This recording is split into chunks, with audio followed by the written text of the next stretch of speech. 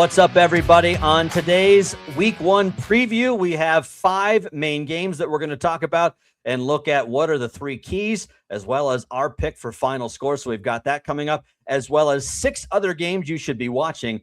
This is all on the Week 1 preview of the Gridiron 419 podcast.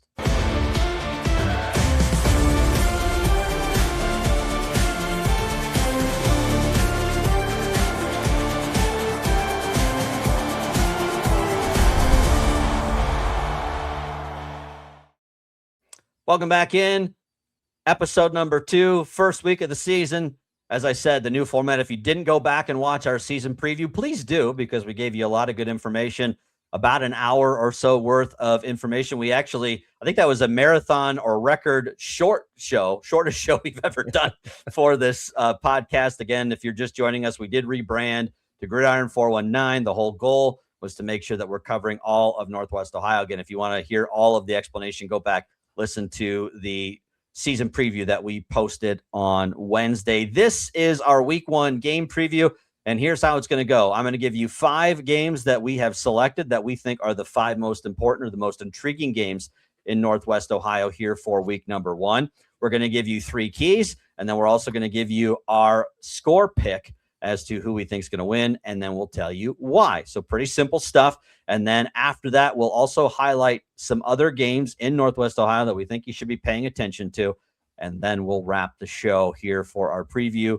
And again, appreciate you spending some time with us. If you are new to the channel, please like and subscribe. It does help the channel. If you are an old friend, please like the show. You can also get this wherever you get your audio podcasts, Apple, Spotify, Spreaker, all those wonderful platforms wherever you can get the audio version. So we appreciate it. My name's Chris. That's Dan.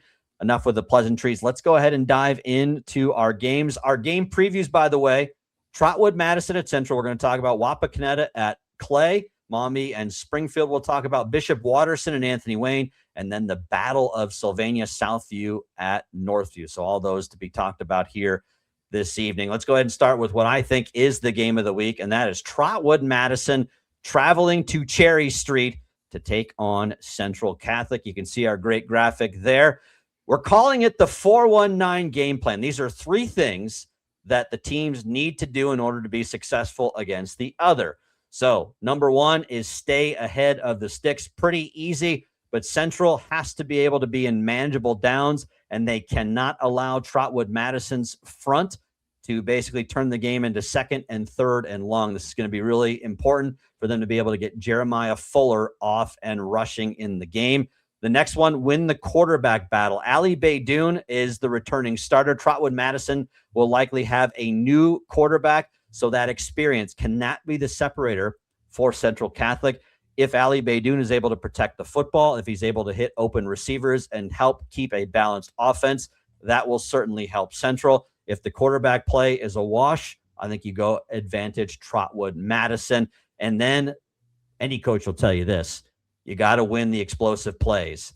You got to avoid busted coverages. You got to avoid short fields, and special teams certainly can swing when those chunk plays basically force you into bad field position. So all 3 of those incredibly important things. Dan, in your mind, based off of those 3, which do you think is maybe most important for Central Catholic to come out with a win? For Central, it's the first one, and it's going to be the most difficult as far as I'm concerned. It's staying ahead of the stick, because as you mentioned, this is a Madison team that is very stout when it comes to defense. And staying ahead of the sticks and not getting into 2nd and 3rd and long is going to be vital. And the problem in trying to do that is that right in front of you, standing up, trying to do everything you can to disrupt every offensive play, will be the number 1 defensive lineman in the country in Jameer Weiss, an Ohio State recruit. You want to talk about a disruptor. You want to talk about a playmaker. Yeah. And finding a way to almost flow your offense around him. Because, again, it's a very, very worn cliche, but you can't hope to stop him. You can only hope to contain him. Yeah, you remember the whole thing about the NIL in high school? That's the young man that sued the state to do so. So there's a reason why. Let's go ahead and give our 419 pick. We took Central Catholic 24-17. Here's my rationale for that, and I'll let you give your thoughts on that here in a second. First off, I think Central's experience and their offensive stability do help them. I believe Central gets the lean because they've got quarterback experience. Jeremiah Fuller is going to have some big runs. You're at home, and that recent big game experience that you have if you're Central Catholic. Trotwood-Madison's defense is good enough and dangerous enough to keep it tight, but I think the Irish come away with a small victory. Well, you emphasize it right there, is that it will be a struggle for Central offensively, but they have the tools to find the answers. I don't know. I'm not completely convinced that Trotwood has the same for their offense. So, well, yes, I think this is the perfect pick. It's going to be tight. It will not be high scoring, but close. But I think Central has the talent to come away with an opening night win. And especially when you consider the Irish started the season 0-3 a year ago, this will ease some of the concerns over on Cherry Street. Our second game goes a little bit out east. We look at the Clay Eagles, who welcome in the Wapakoneta Warriors. Now, a lot of people are saying, well, why is this that big of a deal? Well, Wapakoneta is a really strong program as of late. They've got a really good resume. Clay, though, they're bringing back Landon Eckelberry. So what does that mean? Here are three keys, that 4-1-9 game plan. You got to make Wapakoneta chase the game. Clay has to get in front early, and they have to make a new Wapakoneta offense operate outside its control the game script they like to do. They like to be methodical on offense, do the Warriors. You have to make them take chances that they don't want to. Another one where you got to win that quarterback battle. I know we said it in the last one, but again, Landon Eckelberry has to be a star and has to play like one. He is a proven playmaker, protect the football, and even create a few explosive plays. We saw Landon Eckelberry do that a couple of times against the Panthers last year when we saw them against the Clay Eagles. Landon Eckelberry is going to be the X factor in a lot of these games this season, and it starts this coming Friday. And then, much like we talked about staying ahead of the sticks, Clay has to make sure that Wapakoneta, because they like to be so methodical on the offensive side, that they have to be living in second and long, third and long. They can't have it where Wapakoneta picks up 7-8 yards on first down and then have the whole playbook open. You want to make them throw the football. You want to put them in obvious passing downs. And especially when we talked about in that season preview show, this is a Clay defense that's still trying to replace some guys at the defensive line and linebacker spots. They have to make sure that they have very easy diagnosable situations for them to deal with late in series. So they've got to win on first down. Which of those three in your mind stands out most? Actually, because we were very familiar with this Clay team, let me add a fourth. Absolutely. I think goes very well with the point that you said that Wapak likes to play a very regimented game, especially on offense. And that is break the schedule. And you do that by walking Wapakoneta into bad plays and bad mistakes. We saw them do it to Whitmer very easily in that win last year. And I think that's something that's a team built to be able to not only force mistakes, but take advantage of all those mistakes. So if they can not just win first down, but keep winning second and third and force Wapakoneta into making some questionable plays or just losing mental focus, which again, they're a very disciplined team, but if you can knock them off of that, I think you have a much better chance at pulling this one off, which I would say, like, we've got it, as you can see our prediction there. I would say it would be a bit of an upset for Clay to take this one. You absolutely will. And we'll go ahead and give you our score right now. We have Clay 24, Wapakoneta 21. Call us homers if you like. That's fair. This is definitely an upset, as Dan said, a little bit of a mild upset at that. But this is where Landon Eckelberry will separate the Clay Eagles this year. I know you believe this as well. He is clearly top 3 quarterback in Northwest Ohio, hands down. I believe with the receivers, you mentioned Max Morrison, talking about his dad there for a second. Max Morrison at wide receiver, Jimmy Durr returning at wide receiver. Those three are able to make life difficult for Wapakoneta. And I believe that home field advantage is going to be enough to give the Eagles a surprising week 1 win. And if they do get this done, as we have predicted, this could be the tone setter that the Eagles need heading into the season. And putting guys like me who picked them to finish 5th in the division on notice that I may be eating my words come the end of the season. So this would be one that would raise some eyebrows in Northwest Ohio. And also, if you're Coach Pennington, kind of signals we're not a one-year fluke. We're for real. Well, and I hate to be that guy who bring this up in week 1, but I'm going to be, because that would also be towards the end of the season very beneficial and lead to, I imagine, quite a large amount of computer points, so that when Clay does get into that playoff race, that this could be the difference down the line between hosting the first round game, traveling for a first round game, or even playing in the first round at all. I'm glad you brought that up, because that is something at this time of year, nobody is really thinking about. What does this mean for computer points down the road? Nobody's talking about that. No. But to your point, nerds like you and I are looking at this going, it may not matter tonight, but come week 9, it could absolutely play a huge factor in whether Clay is in the playoffs or not. As you said, whether they play at home or not, whether they have a first round bye or not. All of those things could be on the table with a game like this.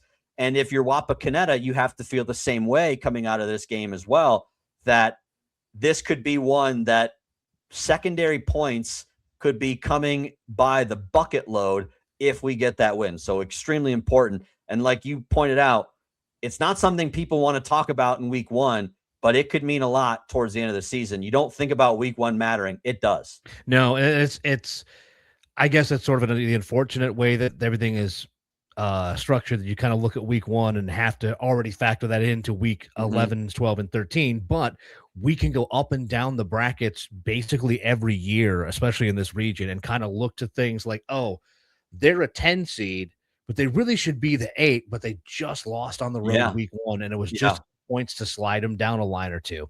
Yeah, the last thing you want to do if you're the coaching staff for either school is sit there and say, man, if we had just gotten that week 1 game, we would be, and then insert whatever thing should have happened because you didn't get that week 1 win.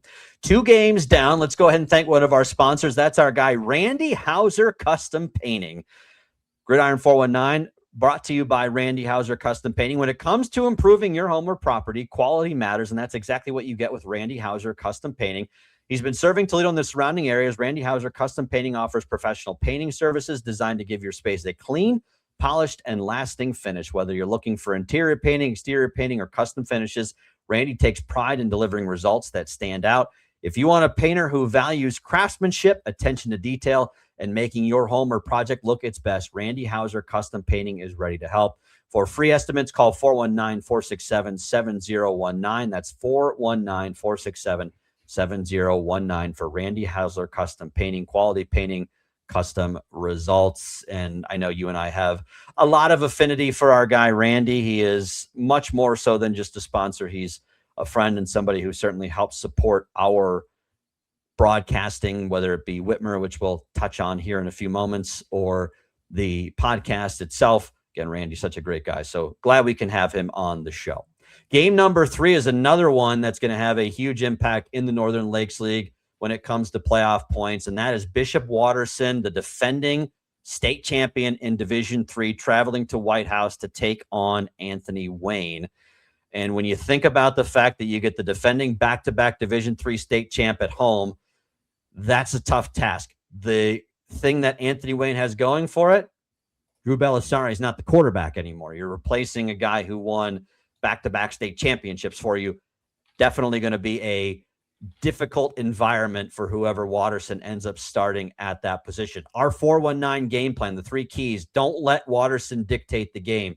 We talked about this in our season preview, but Anthony Wayne cannot allow early touchdowns, 3 and outs, and short field sequences to turn the night into a runway. What did we talk about with Braden Cesiri? Can you be a balanced offense if you're Anthony Wayne? So important. You can't put it all on Porter Brungard. And if you do that, Watterson is going to dictate the pace and also the scoring. As we talked about, new quarterback, make him beat you. Stop the run on early downs. You take away those easy throws. Force Watterson's new quarterback to have to process information in those 3rd and medium and 3rd and long situations. make him beat you with his arm, with his legs, and make the correct decision. If he does, you tip your cap to him, but always very difficult to do. And if you're Anthony Wayne, you've got to create some explosive plays, get the crowd fired up, get the folks on your side, and put a little bit of doubt on that visitor sideline. The Generals are going to likely need a few field flipping moments, deep balls, scrambles, returns, takeaways. You can't rely on a long scoring drive all night. We saw that. I talked about that Whitmer game from a couple years ago when Anthony Wayne absolutely trounced the Panthers at their home place. It was the big plays that they made that ended up sniffing Whitmer out. They were able to get some long sustained drives, but they had some quick hitters that sapped any of the momentum back from Whitmer. So all three of those, very important. In your mind, Daniel, which of those three is the most important? Well, that third and last one, the ability to create explosive plays. And I know it sounds like I'm already downing the Generals offense before they've even taken the field, but I do so and say that that's going to be their best opportunity to score and their best opportunity to control the momentum, because they are going up against an absolutely elite defense that is veteran, that is full of Division I recruits, and that will be they will test them on all three levels. And if they are not able to break a big one here, break a big one there, and kind of push them back on their heels, they're going to find any yardage very tough to gain. Our 419 pick, Bishop Watterson 27, Anthony Wayne 17. I do believe, as I believe you do as well, the Generals will be competitive. The Watterson's line play a little too much. I believe that experience in those back-to-back state championships and the overall depth of the program going to be a little bit too much to overcome. Anthony Wayne gets a score early, I believe. I think they make people believe for a little bit, but Watterson just a little bit too deep, a little more talented, and they come away with the victory. Yeah, and it might even be it'll maybe not as close, especially if Watterson can unleash Michigan State commit Jack Schuler. He's kind of an edge rusher, and if he has his way in the backfield, that 17 might be optimistic. And I'll say this about Jack Schuler. You don't think that's the guy Pat Fitzgerald isn't licking his chops to get up in East Lansing? That feels like the perfect Pat Fitzgerald recruit. Yeah, no, the little bit of tape I got to see on him, that is exactly, it's like that is a Pat Fitzgerald recruit, period, end of story. I don't know that was Fitz's guy to start with, but you better believe that he is going to do everything he can to keep Schuler committed to the Spartans. More than happy to see him coming up there. Yeah. Yep. For sure. Game number 4 is a neighborhood brawl, Maumee at Springfield. We talked about the Panthers. We talked about the Blue Devils in our season preview. Lots of replacing of players, especially at the quarterback spot. Ben Kubitz being replaced at Maumee, Logan Goodrick being replaced over at Springfield. So very important to make sure that both of those guys are well represented in their absence now at this point. So if you're looking at the game plan, our 3 keys: eliminate the explosive play. Springfield has to drive the field. You cannot let Gabe Gregory hit home runs all night. No cheap touchdowns, tackle well, no busted coverages, play good defense, and no short fields. Springfield is going to feast on Maumee if they can just hand the ball off to Gabe Gregory and let him operate. If you're Maumee, you got a lot of seniors, let those veterans set the tone. That senior-heavy core needs to turn the experience and composure into physicality and consistency on both sides of the ball. And then a very easy one, but both teams win the turnover battle. Last year, interceptions were what basically sealed the fate for Maumee and gave Sam Arredondo his first win. Even or positive turnover margin puts the Panthers in a position to win. Same thing for the Blue Devils as well. Of those 3, Dan, what do you think is most important? Exactly what you said to begin this whole thing is eliminating the explosive play, more so for Maumee, because again, Gabe Gregory is, as I said a couple days ago for our preview, that offense goes as he goes. So if he's able to break some runs and he's able to turn up field and pick up the tempo on this offense, it's going to be very difficult for Maumee to play catch up, no matter how solid they are on offense. So yeah, if you just let Gabe Gregory hit home runs for the entire first half, there's going to be such a hole. It doesn't matter after that. So it's going to be very possible to turn to what we're predicting into a very competitive game, into a bit of a blowout. The purple and gold are our 419 pick. Maumee 27, Springfield 24. I don't believe we see a 42-14 win like we saw from Springfield a year ago. It comes down to a late possession. I believe that returning experience makes the slight difference. Some might call this a little bit of an upset. I do not. I believe Maumee is slightly better coming into week one. And my biggest concern, as we talked about in our preview a few days ago for Springfield, who's playing quarterback? They just don't have a veteran presence there anymore. Same thing at the receiver spot. You cannot be one-dimensional and beat teams this year. I believe Springfield struggles to find a little bit of consistent play throwing the football. So again, Maumee 27, Springfield 24. Lots of good local games in neighborhood to close out this preview, and I'm excited about seeing some of the local teams playing each other again to start the season. It really kind of adds a little bit of zip and excitement to some of these neighborhood rivalries that I would say maybe have gone away a little bit with the conference realignments. I think the fact that we're getting them again in the non-conference is great. And I was just going to comment on that because when I was at Springfield, this was a rather intense NLL rivalry, and not just on the football field. We had quite a square go on the cross country course and on the track as well. So it's good to see the competitiveness coming back again. It's a neighborhood brawl, if you will. Were there any fists thrown in before those cross country meets like there might be before the football game? Not before, no. Oh. No, of course we threw elbows, and B, we waited until we were like a mile and a half out in the course where there were no marshals. All right. you maybe chased them down and maybe gang attacked from the woods wherever you were at, depending on where you were running. I could tell you some stories and show you some scars I still have on my shins. Last big game of the week, our fifth game. You could not go anywhere other than the Battle of Sylvania. Southview, Northview. This is going to be a fun one because I do believe, based off of what we talked about the other day, this is a Northview team that's going to be much more competitive, even more so than they were a year ago. This was a game that was a blowout pretty much every year since these two teams have gone to different divisions in the Northern Lakes League. It has not been close, and Southview has pretty much manhandled Northview in all of these games. I will tell you, based off of some of the things that I've read and watched, this is a game absolutely that Northview has been pushing and talking about to their kids since the offseason began. Coach Bach has been hammering home, we want to win this Battle of Sylvania.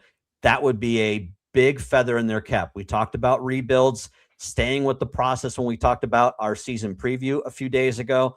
This would help keep those guys bought in. The keys, those 419 game plan, survive that first punch. If you're Northview, you have to keep the first quarter competitive, and you can't have a first quarter avalanche like you had a year ago. The Wildcats gave up a ton of points in the opening quarter last season, and they were pretty much buried before the end of the first quarter. Can't happen again. If you are Southview, you've got to make Northview earn it. No free offense for them. No free offense for the Cougars either. If you're Northview, you got to force both teams to execute long drives instead of giving away explosive plays in short fields. Turnovers obviously come into this, a huge thing. Neither team can afford them. You cannot be where you are giving your opponent a lot of momentum, and it kind of plays into that third thing. Play with emotion, not emotional. Very important, big distinction. Kids don't always get it, but use that rivalry energy without giving away the personal fouls, the late hits, the undisciplined mistakes. You know, temperature boils hot sometimes in these rivalry games. It's going to be no different. We just talked about the fact that Southview and that Northview has come into this season putting a ton of emphasis on this. These guys are going to be ready to go and fired up and a ton of juice. Don't let it get the better of you. Of those three, Dan, what do you think plays the most important?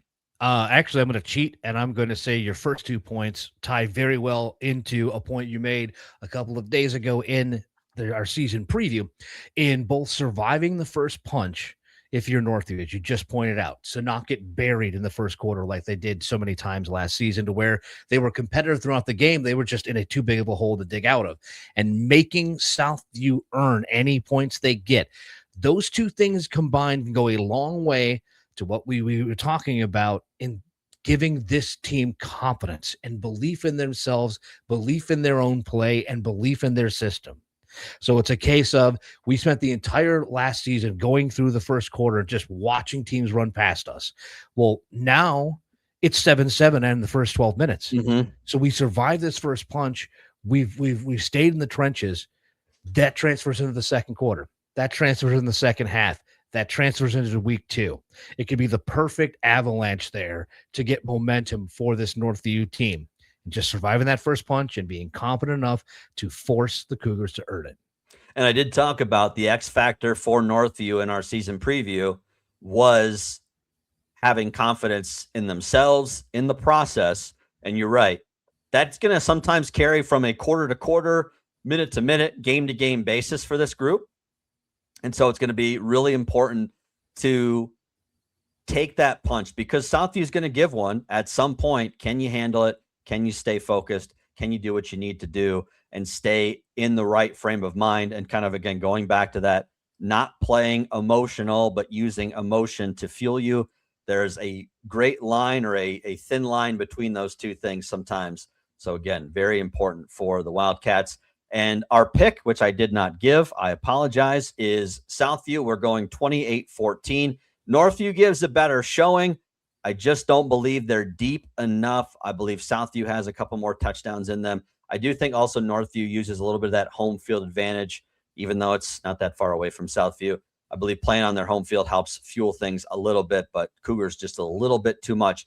But better showing, as we talked about, you said it in our preview, those 52-10 games, if they're 35-17, or those ones that you were 42-3, or all of a sudden 28-17, those feel a lot different. I will also tell you, even though we picked Southview, it wouldn't stun me if Northview pulled off an upset. I do believe of the ones that I'm going to be wrong about or could be wrong about, it's going to be this one. Let's go ahead and thank one of our sponsors now that we've gotten through our first 5 games. That's Car Stereo One. Well, our Gridiron 419 show brought to you in part by our friends over at Car Stereo One, Parker Lopez and his crew. If you spend a lot of time in your car, don't settle for a factory setup that sounds like it. Car Stereo One has been serving Toledo and their surrounding area for more than 30 years, helping drivers upgrade the way their vehicle looks, sounds, and feels. From car stereos, speakers, and subwoofers to Apple CarPlay and Android Auto, Car Stereo One can help you build the system that fits your ride. And they do a lot more than just audio. They have remote starters, window tint, custom interiors, vehicle wraps, custom wheels, and even marine and power sport electronics. If you got a boat that needs an upgrade, take it over to Parker. Whether you're making a small upgrade or completely transforming your vehicle, let the experts at Car Stereo One help you do it right. Visit them at 3120 Central Avenue in Toledo. Call them at 419-474-5553 or check them out online at carstereo1.com. Car Stereo One, Toledo's car entertainment leader. And I have to do it again. Turtle. Let's go ahead and get to our other games that we'll be watching. We have 6 games that we're going to be also keeping an eye on. These are kind of the best of the rest. Reynoldsburg at Whitmer. We'll have a lot of that. We'll be covering that. We'll preview, not necessarily preview, but give you some of the information that we'll have that call on Friday. You get Reynoldsburg, who is a Division I team. Interesting fact, Jawan Armour, who used to play at Central Catholic, was also a coach at Whitmer for a short time and some of the other Northwest Ohio teams. He is the head coach for the Reynoldsburg Raiders. I'm interested to see what they look like coming up to Whitmer Memorial. Genoa, tough battle on the road at Archbold. This should be a fun one as well. Perrysburg at Bowling Green. It's the Dirk Connor Bowl. Dirk Connor goes back to his original coaching post. I don't believe Perrysburg will be in that much trouble, but I want to see what that Bowling Green team looks like that we talked about during our preview.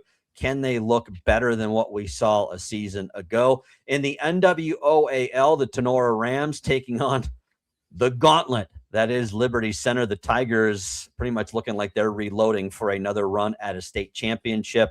As you get Mr. Whitmer, the Ohio State commit, he's going to look to lead the Tigers back over to Northeast Ohio late in early December. Huron, they're on the road at Oak Harbor. What's the new look Rockets look like? As we talked about, a very young group.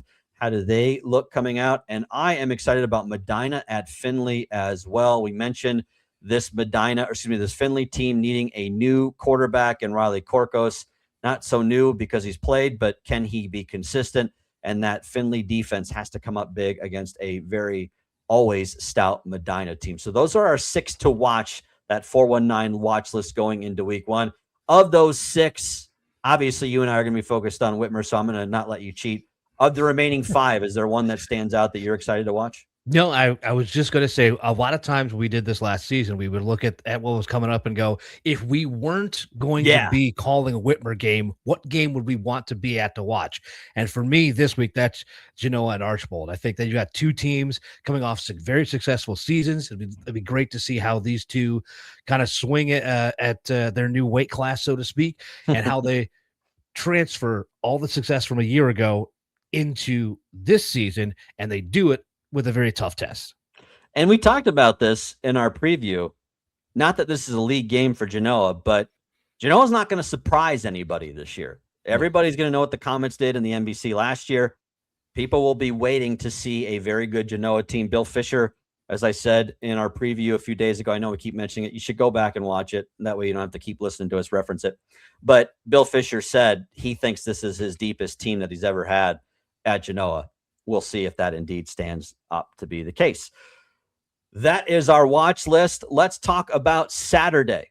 I know people have wondered maybe if they heard us talk about, we are going to be live the first couple of Saturdays before college football. So the first 2 Saturdays, we're going to be live to give game reactions at 11 a.m. on Saturday. We're going to cover what we saw the night before. We'll talk heavy, obviously, about Whitmer, but go through what the other highlights, what the other final scores are, what stood out to us, what are the performances that made a difference. This is the fun part. This is where I want this to be a community show. So if you are a fan of high school football, you want to come on, give us your thoughts. We're going to be featuring comments from viewers if you're online while we're live. Of course, you can always check it out after the fact on our YouTube channel, or on our podcast. But again, the goal will be to give you feedback on what we saw. We'll give you, again, the analysis, the breakdown, all that good stuff. I am super excited about this because not a lot of people do. And I always go back to this. When I was a kid, you would have been in high school as well. There was a gentleman by the name of Don King who used to broadcast on the radio here in Northwest Ohio. He used to have a Saturday morning sports show that literally did just this. And I'm excited to bring it back for football season. Do it in that phrase. Please let us know. Please make it a community show. I want people to show up. I want people to talk about it. I know that the first couple may not be like that, but as you catch on, as you see those things, we want to see you on Saturday at 11 a.m. We're going to get you ready before and after the games, but come on, let's talk about the games that we saw. Who do you want to talk about? That kind of thing. So I'm excited about that. Me too, because I will also go down memory lane, but a little closer, because way back when I first started in my broadcasting career, more years than I want to admit to right now. One of the first things that I got a chance to do on air was actually a form of this, not on Saturday mornings, but on Friday nights. Yeah. As scores came rolling in, I'd be out at a game, be calling in, be talking about exactly what I had just saw with the legendary Jim Heller around here in Northwest Ohio. You know, you're very familiar with the man, the myth, the voice, Jim Heller. He was my first sports talk show that I got to be a part of. And I am really looking forward to bring some of that energy to this show. So join us on YouTube. Of course, the easiest way to get notified is liking and subscribing. So please do that to the YouTube channel. Also, if you are listening to the audio version of this, please, this will post on Friday morning. Like us wherever you get your podcast, whether it be iHeart, Spotify, Apple, Spreaker, Podcast Addict, whatever it may be. Again, please let us know that you enjoy the show. And as I said, please leave comments. Like I said, this is the goal, is to be a community show. Let us know, who did we miss? Who should we be talking about? What are the teams that you want to hear about? Or give us, if it's your kid, your relative, whatever. We want to shout them out. We want to talk about them, and we'll break it down here on the podcast. Before we do go, also, Dan and I already talked about it, the game we're calling. We are going to be at Whitmer Memorial Stadium, the season opener for the Panthers on Q105. Reynoldsburg coming up from Central Ohio to take on the Whitmer Panthers. Year 2 of the Justin Keller experiments, and we'll see what that looks like and how he deals with some new faces on the sideline for them, some new faces as well for the Panthers, and some young pups that are going to get a chance to be broken in that game against Reynoldsburg. As I said, Jawan Armour, who is a former Central Catholic and Whitmer coach, the head coach at Reynoldsburg, so a little bit of a homecoming for him this Friday night. Pregame show, the Car Stereo 1 Panther Tailgate kicks off at 6:30. And then kick off at 7 o'clock over on Q105 here in town. You can also check it out online, Q1055Toledo.com. How far do you think it goes? Like, do you think once we get past this season into next season, it transfers from the Justin Keller experiment to the Justin Keller experience? That's the hope. No, I always love to give Jut a lot of grief, as you know, and the joke obviously has been that he did radio with me for a year, and you and I, and I'm a kingmaker because now we've had Jerry Bell, who did radio with me, who went back and was a head coach, and now he's the principal at Whitmer. We had Justin Keller, who did 1 year of radio with me and decided to become a head coach again. And it's funny because I mentioned Ken Winters, who he starts his time at Fremont Ross. He's at Tiffin Columbian. He said to me, I didn't start wanting to be a coach again until I listened to you last year on Friday nights. So I'm starting to get a track record of the kingmaker here in Northwest Ohio. That is now 3 guys who have said that either working with me or listening to me caused them to want to coach again. There is a real positive way to look at that. There's a real negative way to look at that. There's no in between on that. But again, excited to see our good buddy Ken get back on the sidelines at his alma mater at Tiffin Columbian. So we'll break that down on Saturday. Again, please join that show live 11 a.m. on our YouTube channel here on the Gridiron 419. That's going to do it for Dan and I for week 1 season preview. Again, please like, please subscribe, and we'll see you on Saturday morning, tomorrow morning, that is, right back here on Gridiron 419.